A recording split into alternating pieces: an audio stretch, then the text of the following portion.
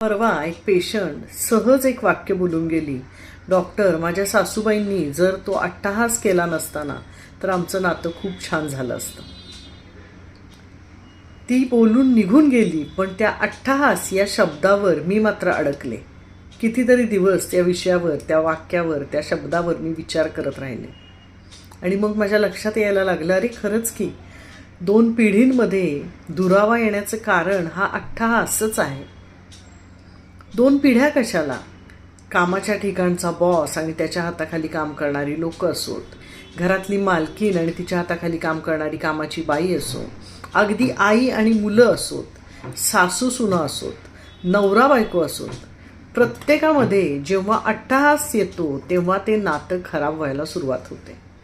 म्हणजे समोरचं माणूस काय म्हणतंय, त्याचा या गोष्टीबद्दल मत काय आहे, त्याला ॲक्सेप्ट करायचंच नाही. मी वर्षानुवर्ष जसं चालवत आलोय किंवा आले तसंच ते चाललं पाहिजे, ही सततची मागणी, स्वतःचं मत कुरवाळून ठेवण्याची वृत्ती आणि त्या मताप्रमाणे इतरांनी वागावं असा केलेला अट्टहास. म्हणजे आपण बाकीच्या सगळ्या गोष्टींना, नात्यांमध्ये दुरावा येण्याची कारणं समजत असताना अचानक तिच्या शब्दांमुळे माझ्या डोक्यात ट्यूबलाईट पेटली की बाकी काही नाही,